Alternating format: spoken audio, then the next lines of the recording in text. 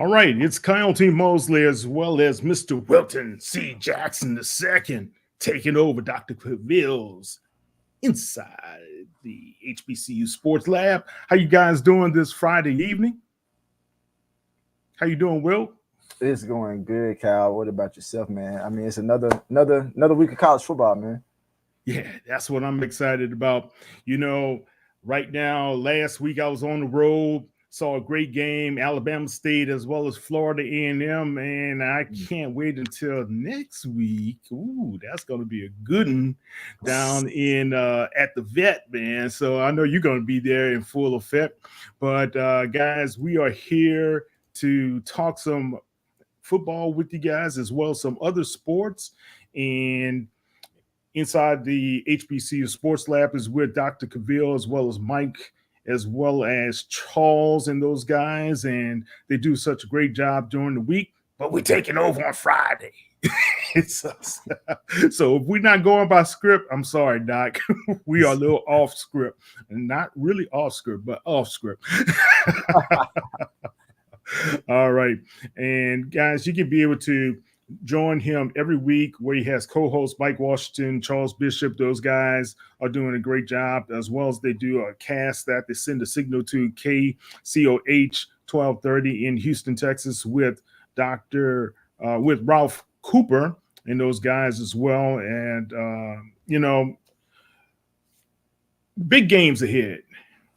Right now, we're in the thick of things. We talk about conference, and there's not really much wiggle room for error right now. What are some of the top conference battles you're looking at for week 7? Well, you start looking at those teams, Kyle. Like you talk about, obviously, Southern and Texas Southern plays this week. You know, obviously, we know the SWAC West is one of those divisions that will not get decided until the end of the season. No matter what you try to do or whatever we as prognosticators say early in the season, even in the middle of the season, it always comes down to the end of the season. So, what you're trying to say about the wacky SWAC?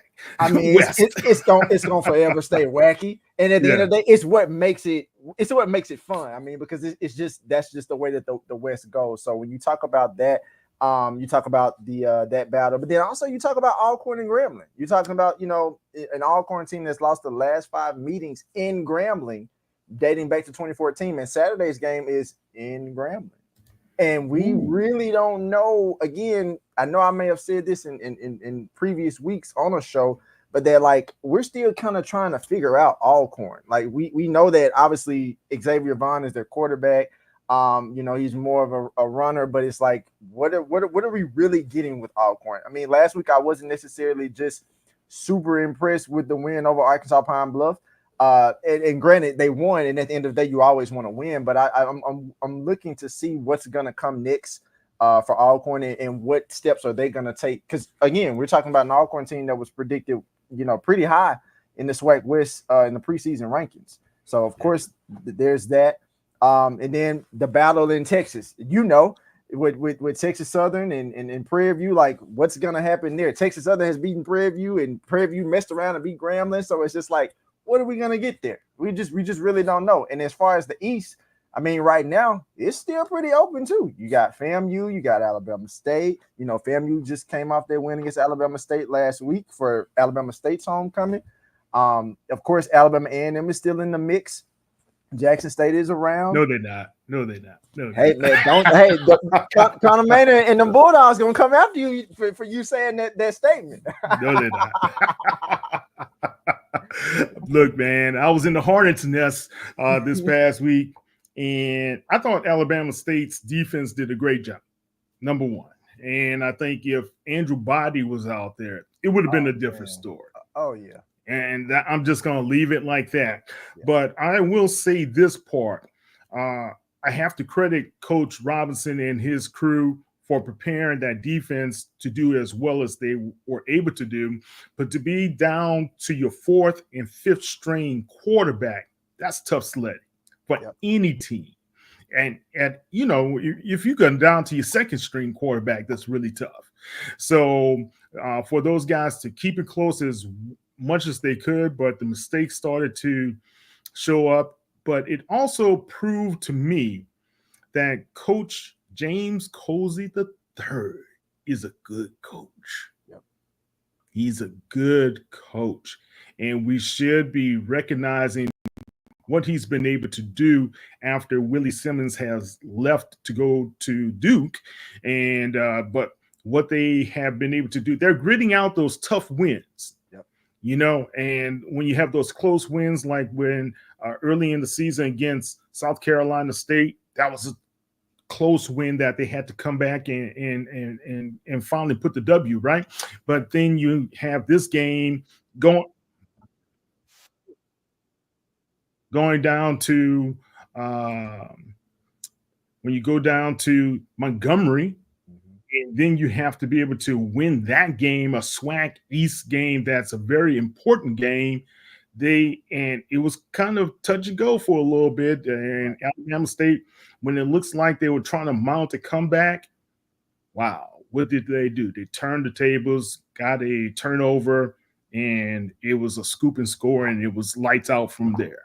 So you look at what's happening. Well, we talked about the SWAC, but the MEAC. You look at what Damon Wilson is doing. You look at what Chinnis Berry is doing. That's good football that we're seeing. Of course, Trey Oliver and those guys are always going to be toward the top, but that's going to be very competitive coming down the stretch as well. What's your thoughts there? You know what, Cal? I can't wait until we get into MEAC play. And I think most teams, I think it's maybe one or two teams or one team that's played a MEAC game thus far. But I can't wait until MEAC play really gets kicked in. Like, I think it's the week before Halloween. You're talking about North Carolina Central, South Carolina State, Morgan State, Howard, all in this mix to try to see who's going to, essentially win the MEAC. And right now, like I said, for me, one of my teams that's been a dark horse, and as a team that I felt like people should really keep an eye on, is this South Carolina State team. And they're looking really, really good. You talk about the play from Eric Phoenix, the quarterback. Obviously, no stranger to Coach Berry, played for him at Benedict. He's playing well. He's playing well. Their rushing attack is pretty strong. Their defense is good. And then also what a lot of people may not know or could potentially forget is there's a lot of continuity on their offensive line, which is allowing Phoenix in the rushing attack that South Carolina State has to have the success that it's having this year. So it's going to be interesting to see what these teams will look like as it gets closer to MEAC play. Of course, you have Trey Oliver in North Carolina Central. You talk about a great coach. That's a coach who, even with the dynamic quarterback that they had over the last couple of years, he's gone, and Walker Harris stepping into that role, and how this team has came together over the last several weeks. I think it's been phenomenal to watch. Of course, Damon Wilson and Morgan State, the defense, we know what they're going to do. And Howard, like I'm still interested to see what Howard's going to look like as this season continues to go down the stretch. They get a non-conference game against Sacred Heart this week, before getting into MEAC play, I think, in the next week. So it's going to be interesting to see what the MEAC looks like. Yeah, really interesting stuff to happen there. But Division II teams have been dominating some of the press as well. We're talking about Johnson C. Smith. We're talking about Winston-Salem. We talk about all those guys. We're not really talking about Virginia Union as well as Virginia State, which Virginia State had a big loss this past week. But Johnson C. Smith, that is a great story. What are your thoughts there? Oh, man, like, you talk about Coach Flowers at Johnson C. Smith. He's doing an excellent job with that program and turning it around. They're just continuously building each week. Obviously, quarterback in Darius Ocean, phenomenal. It's looking really, really good. And for those that don't necessarily know his story, you're talking about someone who went to two other schools before coming to Johnson C. Smith, and he's playing lights out for Coach Flowers, and it's really fascinating to see. I could truly say, I know for me, I didn't think Johnson C. Smith was going to be on top of the CIAA when the season started. I would have never said that. I would have never told you that they would be on the top. But I like to see it. I like what they're doing.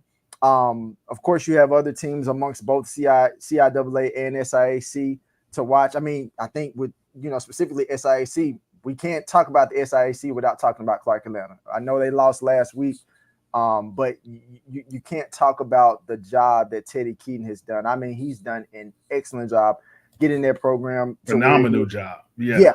For where it is. And I know you might not like that as much because I know you're a Morehouse man through and through. I know, but you gotta give them credit where credit is due. And they look really good. Just kind of sticking to the SIAC. You got Albany State and Miles, some other teams that are in the mix. But then from the CIAA, Winston-Salem State, you talk about Virginia Union and Jada Byers. You talk about a dynamic running back. I would, if I'm a linebacker, I don't want to tackle him. I don't want to tackle him at all. You don't want those big thighs to hit you? Nah, I'm good. Separate your shoulder. Let me play in the secondary. So, but even then, if he gets to that gear, I still got to tackle him if it's a game saving, touchdown or to stop a critical play. But I'm not trying to stop Jada Byers. I'm just be real with you. Right. Like, I've watched the young man. He ran all over Morehouse past couple of seasons, so I know what you get when you get Mr. Jada Byers there. All right, guys, we're going to start talking a little bit about what's happening. Homecomings have been a part of the HBCU culture. We love homecomings. Alabama State's homecoming last weekend, they had 33,576 attendees there. Man, but one thing they're not telling you about that homecoming, Sexy Red was in the building the night before, man, and she packed it out at the stadium. I didn't see Sexy Red. No, I wanted to, but I was trying to do some work. But Raina Roberts, I got a chance to meet the country music star herself. She was there with Sexy Red. I think there was a guy, Fab 40 something, whatever. I don't know all these guys, man. But they had a good time over at the ASU Stadium. But you look at Nicholls State and the Southern game, they had 17,000, and Alabama A&M and Jackson State had 14,900. Norfolk State and Sacred Heart, 8,000. Morgan State and Lincoln had 7,600. And Virginia State, Lynchburg, and Texas Southern had 7,000 at Alexander Dooley Stadium. Man, they were packing it out, man. Central State and Miles, 6,000. And we're looking at A&T and Richmond, they had around 6,000. Morehouse and Tuskegee had 6,200. Wow, that's very impressive. And we're looking at South Carolina State when they went to beat up on Tennessee Tech. Wow, they almost had 6,000 as well. So we're talking about an average of 11,000 people at these major games that packed it out. What's your thoughts with this type of attendance that we're seeing in the season? Kyle, I think the attendance is good. I think that it shows that there's a strong brand of camaraderie and fans wanting to attend HBCU games. And really more so than anything, the culture is pretty much on full display. You're going to get more and more people coming to more games, especially as more homecomings start to, take place. Like, for me, being in Jackson State's homecoming is the first week in November. So that'll be something to see. And then, of course, there are other homecomings throughout the month of October. October is really that month where the homecomings really, really start to take off. You even just think about like Alabama A&M has homecoming this weekend. And I know from people that go to Alabama A&M or have went to Alabama A&M, Huntsville will be on fire. They will have it's going to be quite a few people at Alabama A&M for homecoming this weekend. So like I said, I just think it's good. Good for the culture, good for HBCUs, and it's always good to see when people can come out and support their teams and their fellow HBCUs. It was great to see Alabama State's homecoming, man. The people were packed. You know what? It was so cool. And we talk about people with violence and all this other nonsense. Mm-hmm.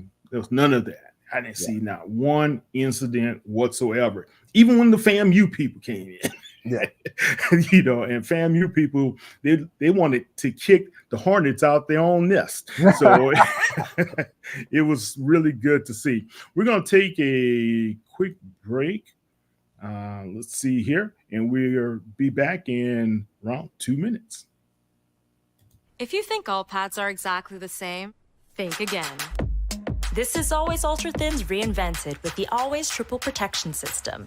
This pad wicks gushes 90% faster, absorbs even more so you can feel dry, and locks odors in. Rethink your pad for up to 100% leak-free and odor-free comfort with the totally reinvented Always Ultra Thins. This is always like never before. The Cavil Group is a Florida-based marketing and training consulting firm. We help businesses communicate to their target audience and engage them in conversation. We also help to expand their audiences, which will ultimately result in growth for those organizations. In addition to being a certified constant contact specialist, my colleagues and I are also certified in John Maxwell Leadership Principles. We use these proven principles to conduct workshops, training, and private coaching sessions for individuals and companies looking to take things to the next level. Contact us to schedule a free consultation. Issues today, don't delay, call Cavil. Nope. Nope. Come on, him. Ooh, I like him.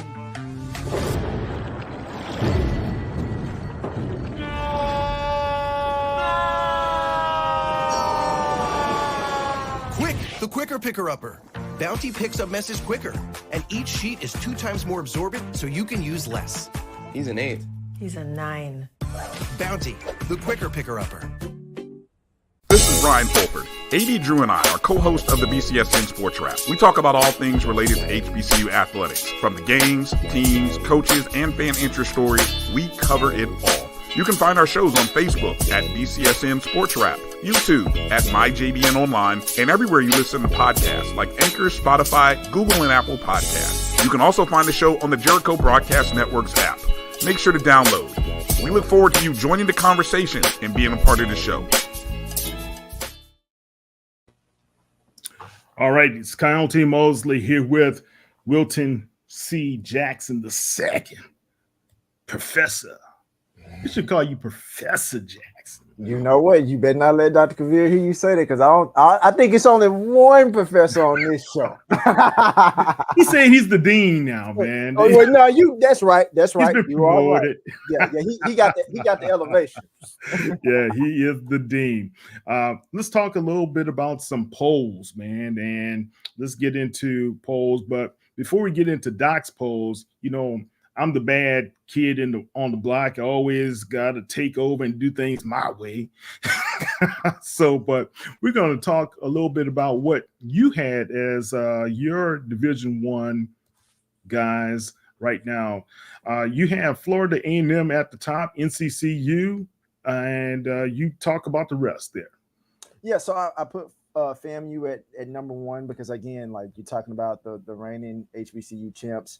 As far as like from the HBCU ranks, they haven't lost a game, and I feel like as long as they haven't lost a game, they're still the reigning champs. I still keep them at number 1.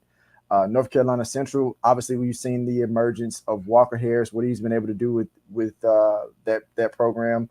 Following the footsteps of a legendary quarterback. Obviously, Jamari Taylor, defense is still looking strong.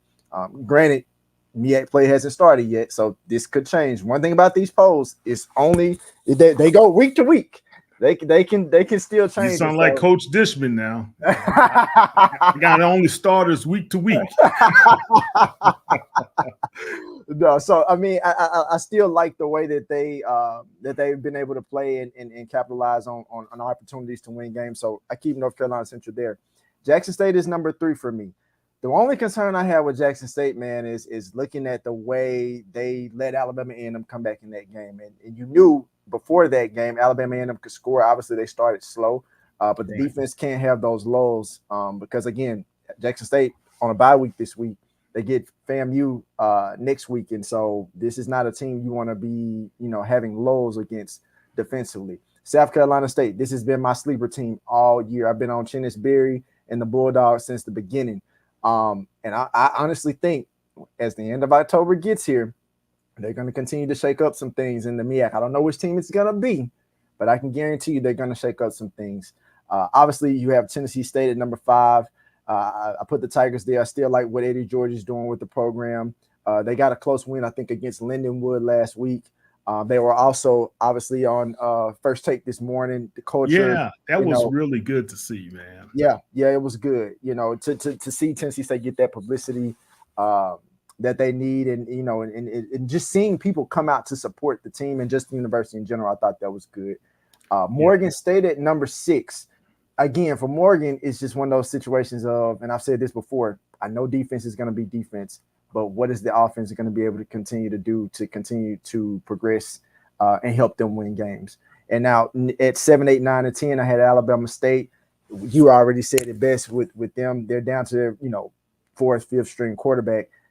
Defense is going to play lights out, and they did so for the majority of the game against FAMU. It's just they just did not have enough to score throughout their game with the Rattlers. And then of course Hampton, Grambling State. We're going to find out a lot about Grambling coming up. We're also going to find out a lot about Howard again in that month of October into November, going into the latter half of the season.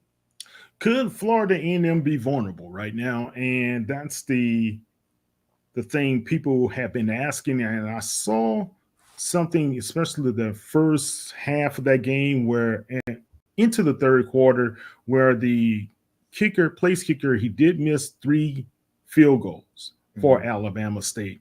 That could have helped get that game a lot closer, make it a little bit more uncomfortable for those guys. So we're going to see how that kind of translates into whatever coming up. Okay, let's look at what Dr. Cavil's take, and we have dropping out of the mid-major division, Virginia State. You agree with that? No, not for me. And we talked about this on the Tuesday show. I still have Virginia State as I'm looking at what I had. I had Virginia State at number 7. Okay. So still having them in the top 7 that he would normally have. Okay. So receiving votes this week, you got Albany State, Miles, as well as Fayetteville State, the Broncos. Love that. Good team. But you also have at number 7, Clark Atlanta. The Panthers drop all the way down to 7, man. Is that right for the Panthers at that stage right now? No. And like I said, on the Tuesday show, me and good old Charles Bishop, we talked about this, and we were just like, to drop the Panthers from number 2 to number 7, I didn't think it should be like that. Like I said, in my poll, I put Clark Atlanta at number 4 after their loss. I still think, obviously, the job that Coach Keaton is doing and where the Panthers are, I think they're still one of the best teams in the SIAC. Again, these polls change week to week, but I definitely wouldn't have dropped them to number 7. We're going to start calling this the Chris Dishman effect. I know Coach is going to get on me tomorrow. So, Mosley, I heard what you said about me. All right. So we got Virginia State number 7. That should be Clark Atlanta. Now we got Livingstone at number 6. Shaw Bears number 5. Virginia Union number 5. I apologize, guys. Winston-Salem. I don't know if I'm following these slides the right way. Well, let's see. I think we got some trouble with these slides, guys. Well, anyway, I think the bottom line is number 1 should always be Johnson C. Smith right now for what Coach Maurice Flowers is doing with that program. I apologize, guys. The slides are not working well. So let's go to Division 1. Division 1, the Hampton Pirates are dropping out. Is that right for those guys? I mean, that was a tough game, a tough loss. I think they lost by 2 points. Mm-hmm. For me, in my poll, and we didn't talk about this in the Tuesday show with Dr. Cavil, but I have actually Hampton at number 8, so 1 basically on the outs. Okay. Also receiving votes, Alcorn State, Hampton, and Howard. I'm kind of on the fence with Howard, man. You don't know which Howard Bison team you're going to get this year. So we'll see, as well as Alcorn. Then you got Morgan State showing up at number 7. Now, I got some bones to pick with you. I know this the Bulldogs, but the Bulldogs can't be at number 6, guys. Come on. The Bulldogs at number 6, Coach Kingsbury. Grambling State at number. Oh, come on, guys. We got to do better with these polls. Tennessee State. They're looking at number 4. Now, that was a good win for Tennessee State, right? Yep. Yeah, it was a real good win. Jackson State, number 3. Yeah, I can agree with that. All right, we having more problems with there we go. And we having more problems. So we know number 2 and number 1. Number 2 is Florida A&M. Number 1, I believe, is NCCU on these polls. Right. All right, guys. So, yeah, let's take this out, Wilt, because that's some good stuff, man. Trey Oliver and the Eagles, those guys are top billing for right now. Do you think it's eventually, if Florida A&M can get by Jackson State, because I really see that the winner of that next week's tilt between Jackson State and Florida A&M really being the representative for the SWAC. Yeah, I said it. That's how I see it. And because right now it's so much instability in the West. Mm-hmm. Only one team, I believe, has enough firepower that could really do some damage against those teams, and that would be Grambling, in my opinion. I know Grambling lost to PV, but PV's quarterback situation makes me very nervous between Johnson as well as Peters. What's your thought? So the point that you make when you say that the winner that will represent the SWAC, say per se in the Celebration Bowl, would come from the East, I'm not going to disagree with you on that. I think that could very well be the thing. I do think specifically, I'll say this with Jackson State and FAMU, I do think that particular game will help decide who wins the SWAC East. I won't necessarily go to say the SWAC overall yet, just because I know things get wacky in the West and things can change. And injuries can change some things too, right? And for sure. And not only that, but like, you got to think this is a FAMU team that has found a way to continue to win, but we absolutely know that this is not the exact same FAMU team that it was last year. They are very much, from what we've seen all season, they're beatable. They could get their loss to Jackson State next week. And it really comes down to, you talk about a series of matchups. Like if Jackson State defense shows up like it does in the first half, in the second half, they get pressure on Daniel Richardson, it could present a lot of problems for FAMU. A lot of problems. And not to mention, we also saw that, FAMU still at times struggles to stop the run. They struggled to stop the run against Norfolk State because Holzclaw. Oh my God. You talk about not only fast. I can't remember what quarter this play happened, but he gets the ball and he makes a single cut and cuts up the field. I mean, it was quick. I was like, oh my God. It was the first quarter, if I'm not mistaken. It may have been, but it was like probably one of his better runs. He had quite a few, but one of his better runs in the game. And I said to myself, like, oh man, this guy is like legit. You knew that, but when he did that against, the Rallis defense, I was like, okay, he's pretty legit. So again, if this is happening, if you're FAMU, if this happens against Alabama State, you're talking about a Jackson State team that has a bevy of running backs, even probably bigger than Alabama State, right? And not to mention, we're not even talking about the little guy in Travis Terrell, who's dynamic. Yeah. So what scares me about Jackson State, if I was Florida A&M, I think Jacobian Morgan is peaking at the right time. Yes, he is. 2 times consecutive back-to-back offensive player of the week for the SWAC. I think it's really giving him a lot of confidence as well. We're going to take a quick break, guys, and thanks to THG Agency LLC, THG for sponsoring today's episode. The agency is a company that provides sporting and educational consulting and data analytics. So check those guys out online, and we'll be back in two. It's never too early to plant. It's never too early to plant the seed, to share the tradition and instill a sense of pride in your. It's never too early to plant the seed, to share the tradition and. Choice Hotels is a family of brands that helps you get the most for your money so you can be any traveler you want to be. You could be a free hot breakfast hero at a comfort hotel. Yes! That's how you waffle. Mr. This script got a plot twist at a Radisson hotel. A business big leaguer. Go for key. Even the ultimate pool float inflator. With 22 brands and the best value for your money, Choice Hotels has a stay for any you. Book direct at choicehotels.com, where travels come true. Got to get the corners. Okay, well, look like we're having some technical difficulties again.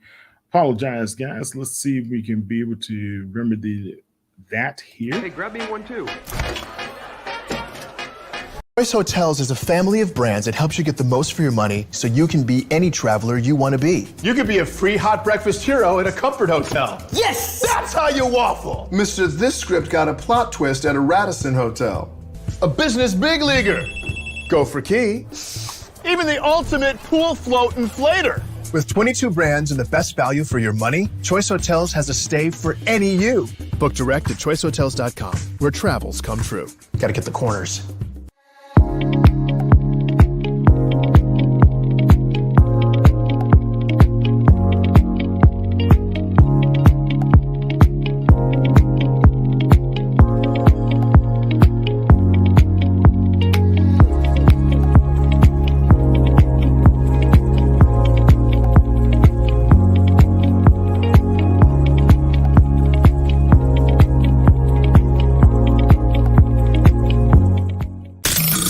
The human voice has always connected audiences with experiences. Major brands all across America have trusted Kever's voice time and time again.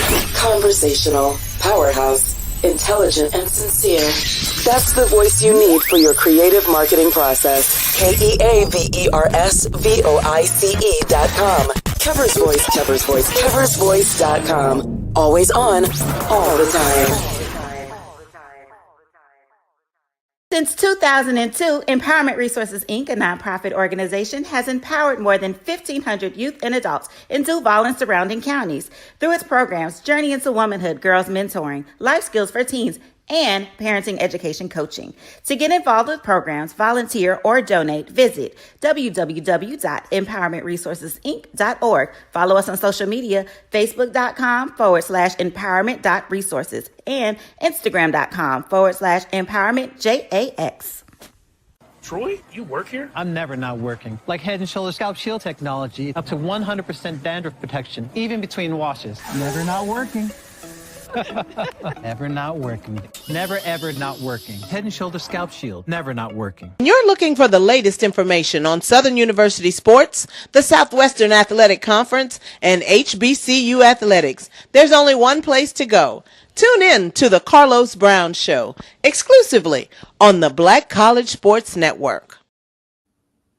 All right, we are back. And yeah, you guys check out Carlos Brown on tomorrow morning. He does a great job. He's Jaguar. He loves the Jaguar. So, and the Jaguars will be in Houston, Texas, taking on the Texas Southern Tigers tomorrow at Shell Energy Stadium. We'll be there to watch that one. At this time, in a few, probably like a couple hours now, we're going to have the Golden Lions taking on Prairie View. That is a interesting matchup. It's a much needed win for both teams to be able to keep pace in the SWAC West. How do you preview this one? You know, Kyle, when I look at this game, this is a win that Prairie View needs. They can't afford to lose any other games in division play. If they do, you might as well say, I know Charles sometimes like to joke and say, we can start basketball season in Prairie View. But you know, it's just not a game that they need to lose against Arkansas Pine Bluff if they still have plans on potentially competing to win the SWAC West and obviously competing for a SWAC championship. If you're Arkansas Pine Bluff, You're a team looking to get a SWAC West win. You talk about if you get a win, that would be huge for the program. You know, we always talk about the level of confidence that Alonzo Hampton has within himself. You would like to think that the players can, continue to have that confidence, even though they haven't, the wins haven't shown up like they would like. But this is a Arkansas Pine Bluff team that usually when they start games, they keep it close. I mean, because most people will look at that score against Arkansas Pine Bluff and Alcorn last week for Alcorn's homecoming, and we'll say, well, Alcorn won 38-28, but for a good majority of the game, and that was only a 10-point win, but for a good majority of that game was close. And as someone like myself, I actually thought that, Alcorn was probably going to win that by at least maybe 2 touchdowns, maybe even a little bit bigger than 2 touchdowns. But it just goes to show you that you can't always look at records. Stats don't always give the true indication of how good a team is. And so you have to always continue to be prepared. I mean, look at what happened in FBS college football last week with Vanderbilt and Alabama. I mean, nobody expected that to happen. You know what I mean? Yeah, and the ones who did bet on it, they got a big payday. Oh, absolutely. Absolutely. I'm not a betting man, but at the same time, I say all that to say it's like this if you're Prairie View, you definitely need this win. And you kind of shed some light on the quarterback situation that they've been dealing with. And it's always sad when you don't necessarily have your best players in primetime positions when you really need them, because you talk about one key player, and I know you know this, Cal, just being in the Texas area. Shamar Savage is a dog. Yeah. Yes, he is. Being able to get him the ball to make plays, I mean, the guy can pretty much do it all. So I'm interested to see what this game looks like, but definitely it's essentially for Prairie View, any SWAC West game that they have left on the schedule, which I'm actually looking at their schedule now. Arkansas Pine Bluff today, then Texas A&M Commerce, and then they have to go on the road to Mississippi Valley, and then they also have FAMU, Alcorn, and Alabama State to end the season. That's not the FAMU game is on the road, or is it in Prairie View? That game is in Prairie View. Okay. All right. Well, good. Get to see the Rattlers one more time. So that'll be pretty interesting. Yeah. Look, man, let's go out to the MEAC right now. And Norfolk State is taking on Townsend. And a gentleman who I respect very highly, Coach Odoms, his program is in a free fall at this moment. Mm-hmm. Do you think it is fair for people to think that Coach Odoms cannot survive at this time? You know what, Kyle? We live in a free world. And, at the end of the day, people get a chance to think, do, and say whatever they want to say. Personally, understanding the business of sports and college football, we how many times do we see that coaches don't always get fair opportunities to stay as long as they should? Right. And you see it in multiple sports, not even just football. Like if you just deviate real quick, small, look at what's going on in like some of the coaches in the WNBA. Specifically that. Well, yeah, look, Teresa Witherspoon, right? So we know this can happen. Yeah. All so right.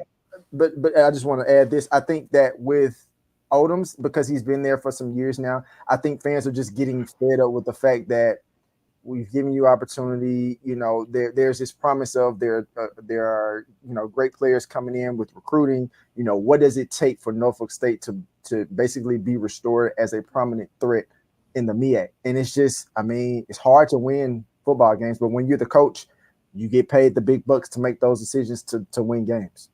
It's getting hard out there in the MEAC. You got to win the game, baby. All right. So Clark Atlanta, they take on Central State. That could be a very competitive game as well. So we need to keep our eye on that one. But Central is taking on Virginia Lynchburg. Okay. We know the outcome is going to happen there. So Bowie State against Virginia State. The Trojans, they need to win this one, don't you think? Oh, yeah. As well as Bowie State. They had that was a tough loss last week. Yeah, you got to think about this. Just a couple of weeks ago, we were talking about Bowie State being amongst Dr. Cavill's top 7 teams, and we have this joke on Tuesday where, like, especially in the beginning of the season, where we talk about how, you better take a screenshot of some of these teams in the top 7 because they may not be back by the end of the season. So you're thinking about this Bowie State team that obviously, like you said, they need a win to stay afloat and all that. So it'll be interesting to see how that game plays out. Bethune against Alabama A&M. Guys, this is going to be more competitive than you think. No, I'm it just is. saying. I'm just going to leave it like that. That's going to be more competitive than you think. But this one is something that we really need to pay a close attention to in the SWAC West. Alcorn State going into Grambling. Any thoughts? When I look at that game, so it really depends on what Grambling team you're going to get. Because like I said, when you get the Grambling team that played against Jackson State, that obviously, came out strong with a fast start. Miles Crawley looked good. The defense forced turnovers. I think they're like top 1 or 2 in forcing turnovers in the SWAC, if I'm not mistaken. So you're talking about a Grambling team that if they come out, like lights out, playing like the hair on fire, defense is playing strong. You talking about this is a team that could get another win in the West. But I will say this. If Alcorn does get this win against Grambling, it kind of starts to crystallize and solidify what Alcorn is this season. Or what the coaches and the SIDs hoped they would be this season. Exactly. Better point. All right. I think that's more. Let's just put that exclamation point there. The Golden Tigers of Tuskegee and Lane. Now, Lane early in the season was doing pretty well, and they kind of been teetering, but that's always been a very competitive game there. So we'll see there, and we know that Tennessee State is going to host Eastern Illinois. That's homecoming for Tennessee State. Yes, it is. All right, cool. And they had First Take there. That was pretty good. And the Mississippi Valley Delta Devils against Alabama State. They're going into a tough situation, the Devils, man. Yeah. And I think Coach Robinson and those guys are smarting. They're going to want to prove something. Oh, absolutely. This is the Alabama State team that's going to be locked and loaded coming into another home game in Montgomery, considering that they lost against FAMU last week. I do think that, Coach Wade and what he's doing in Mississippi Valley, I think that they will try to keep that game close as possible, specifically through the first half. But I just don't think that they're going to walk away from Montgomery with a win. I think Alabama State bounces back with a strong win. Yeah, definitely. All right, Brandon King, he does great work. And he talks about the defense of Grambling in the top 3 in terms of takeaways and touchdowns. Yep, they have generated tons of turnovers this season. Yeah, when a team, I think Bill Belichick used to say this: if a team can turn over the ball at least one time, their chances goes up to at least 65%. If they do it 2 times, it goes up to close to 90%. Isn't that something? Yeah. Turnovers matter, guys. So if you could just take an extra possession away from a team, you can be able to give your team and your offense a better chance. And also it helps with the field position as well. And we talk about the nightcaps. One of the nightcaps will be Southern Jaguars against the Texas Southern Tigers. Coach Graves and the Jaguars are going to roll in, and you can tell both of these squads are either going to be ready to take on the challenge, or are they going to be ready to kind of go to bed early on this one, man. And I know Coach Dishman does not want that to happen. I'm concerned about if that front for Texas Southern can hold up in the passing game, especially if they're Texas Southern has to play from behind. Can they hold up and give Jordan Davis enough time to be able to execute some of the plays? What are your thoughts there? Cal, honestly, Jordan Davis, and even with what Texas Southern is doing, Jordan Davis has done his job to the best of his abilities with everything going on at the quarterback position. I personally, to your point, I definitely think that Texas Southern would need to come out with a fast start so that they don't have to play behind, because I'll just say this: if they do have to play behind this game, it really, really limits their chances of winning this game, because we know what Texas Southern is going to do. They're going to run the ball. Like, it's no secret. They're going to run the ball, but you can't win a game if you're down 21 points and run the ball and expect to come back to win. Not because you may not be able to score enough points, but more so, or that you can't score. It's more so the fact of, will you have enough time to score as many points as you would like? You know, and that's just what it comes down to with Texas Southern. And as far as Southern, they have, you know, been having some issues at quarterback too. Obviously, Xavier Tissett, we don't necessarily know when he's going to come back. I know I was reading I thought he said he wants to play. That's what I thought he said in a press conference. Well, yeah, and so I was reading the Advocate, the local paper there in Baton Rouge, and I know they said this week that he was day to day. So it'll be interesting to see if he gets time in this game. Of course, Noah Biden played last week in that loss to Nichols, and then they let the freshman quarterback play, Jalen Woods, who didn't necessarily look bad, but obviously that game was out of control by the time he actually got some playing time. But I think it's going to be interesting to see who they start at quarterback. And if Southern can get the running game going with Kobe Dillon and Kendrick Rhymes against Texas Southern and some pretty decent play at quarterback, I think Southern probably walks away with this win. Yeah. Brandon brings up a good point. Coach Dishman didn't seem like he really falls in. Well, he hasn't really fallen in love with that quarterback room the whole year. Yeah. After KJ Cooper went down, it was more so of, do I really have to play these guys? That's what it seemed like to me. Well, not only that, but then he kind of alluded to that even, at the game that we were at with Jackson State and Texas Southern. You could almost just kind of tell that it's like, I have to have a quarterback because I have to have a quarterback on the field. But at the same time, that's not the only position that's going to help us win the game. But to a degree, you got to have a good quarterback to win games consistently. Which is puzzling to me in some instances, because when he played with the Houston Oilers, he had one of the best quarterbacks in the whole world in Warren Moon, right? When he played in Purdue, he had a very good quarterback, So I know he's a defensive guy and defensive-minded guy, but I have to think, when you look at Texas Southern, you have to believe that you've got to have better quarterback play coming out in the long run, right? So we'll pick back up on this. We'll be back in a few minutes, guys. Thank you. If you think all pads are exactly the same, think again. Hey, grab me one too.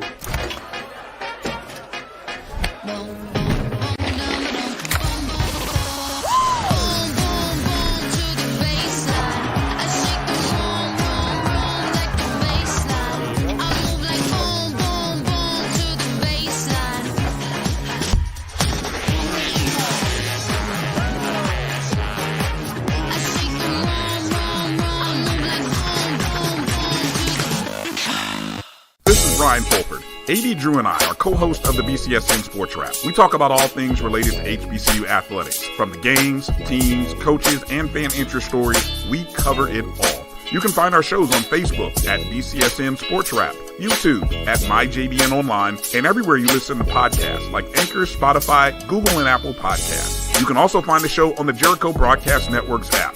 Make sure to download. We look forward to you joining the conversation and being a part of the show.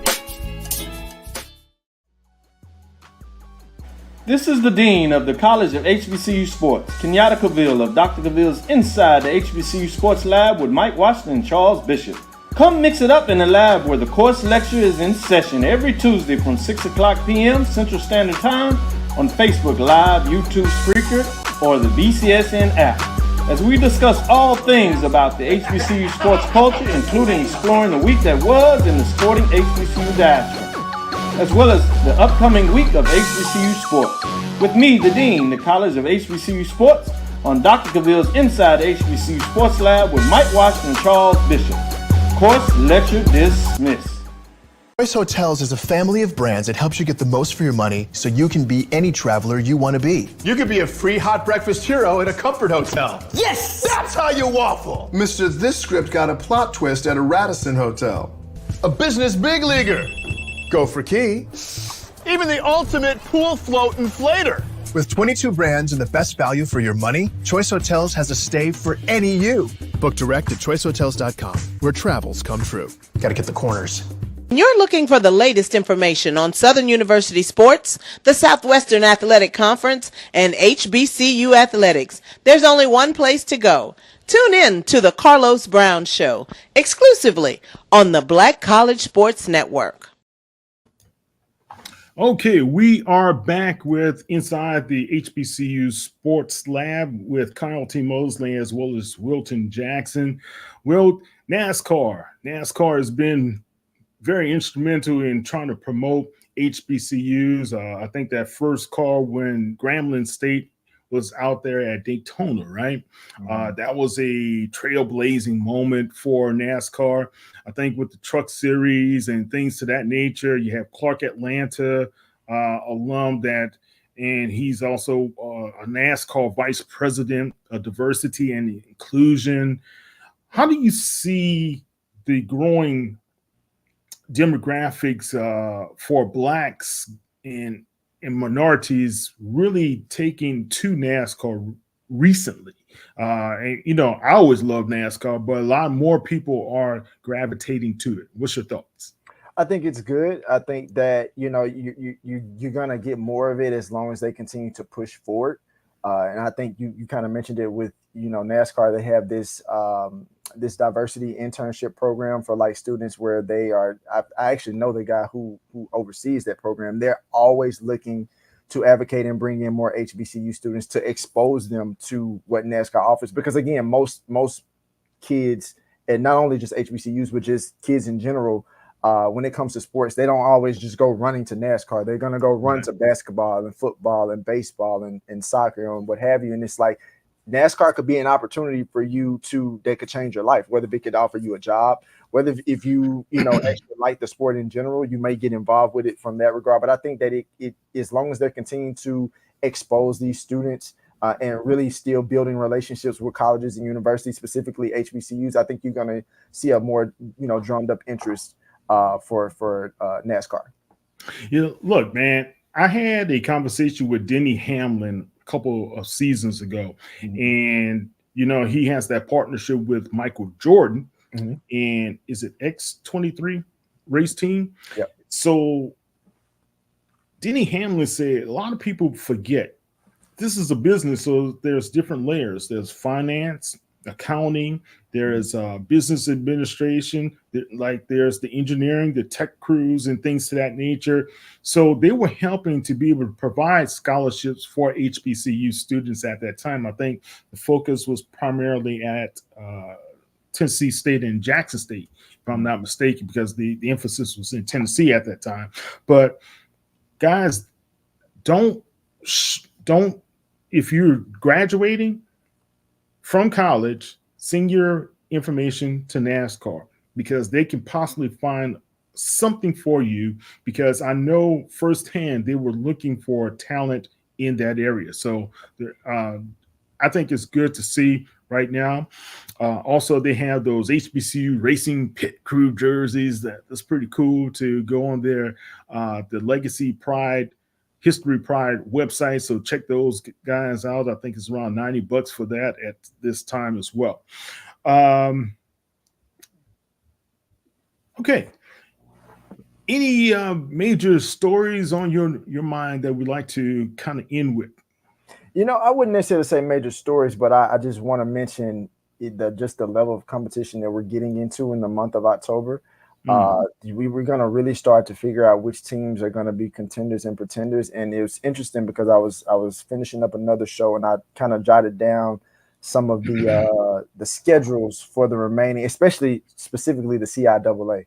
You're going to probably get a situation. I know somewhere Eddie Drew is probably watching because he mentioned this earlier during the week, but like the CIAA teams are definitely going to start beating up on each other.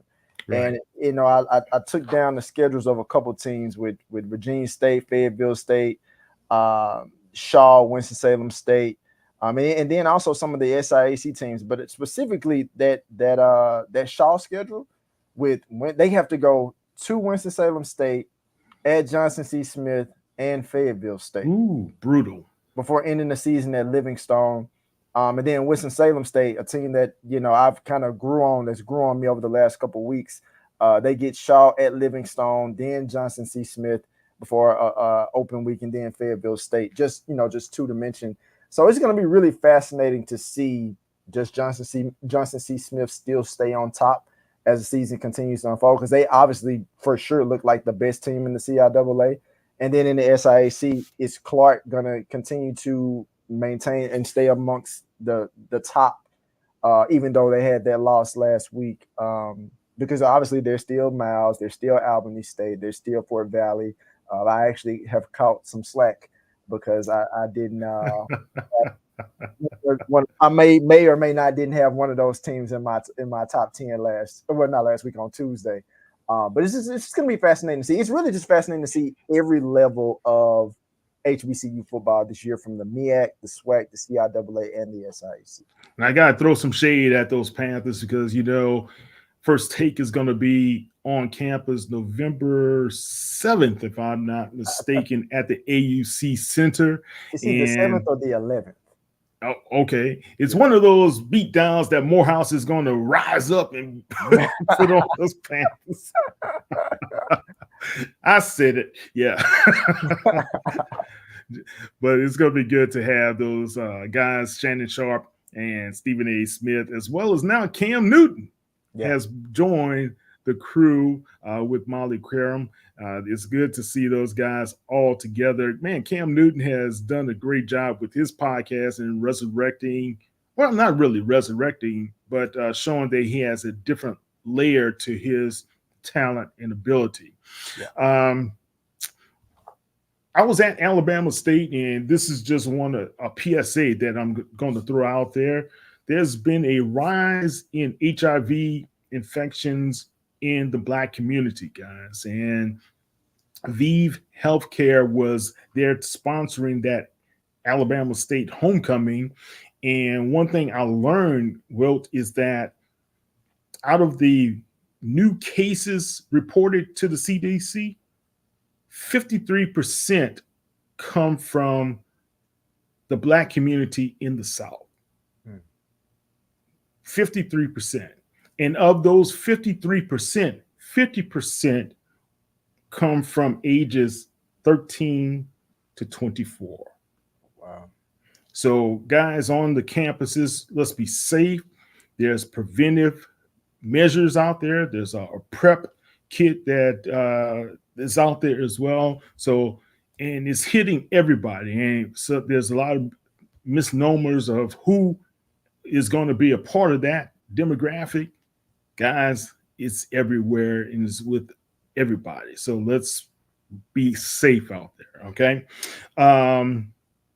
As far as the HBCU sports scene right now, we're getting into basketball season. Mm-hmm. We're going to be without Tamika Reed, which makes me very, very sad. But she's going to be doing well over at UNC Charlotte with the 49ers there. But the CIAA had their media day, which is very good. Of course, the SWAC a few weeks ago and the SIAC as well. Who are some of those top teams in basketball that you're, I guess, itching to see how they're going to play this season? Well, I think for me, more so with my experience in watching with basketball is more tailored to the SWAC and the MEAC. But since we've talked about SWAC in previous weeks, I kind of talk about the MEAC a little bit. There's going to be no shortage of talent in the MEAC. You're talking about, players like specifically on that women's side of the ball too, women's side of the sport with Norfolk State, obviously, having a graduate guard like Diamond Johnson coming back. And this Norfolk State team that has, obviously a dynamic coach who leads them and what they've been able to do over the recent years to sustain that program. So I'm interested to see what Norfolk State is going to do. Howard is going to come back strong. So I'm interested to see what these teams are going to look like. And like I said, even just within basketball specifically, talent is being spread out over different teams. You're starting to see more continuity amongst conferences and leagues. So it's really an exciting time in sports, and you're starting to see more talent being spread out across different leagues. All right. That's Wilton C. Jackson II. Follow Wilt online. Guys, thank you for being with us. And it's going to be an exciting weekend of football in week 7 for HBCUs. Don't forget to check out Dr.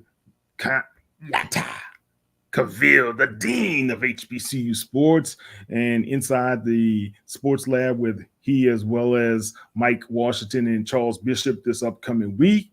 And you can also check those guys out and follow them online on Twitter, Facebook, as well as Instagram. And you can check out the Inside the HBC Sports Lab 1 Facebook page as well.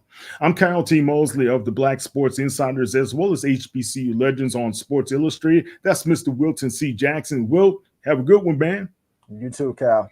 And you guys, don't forget, be safe out there and always be tenacious. Thank you.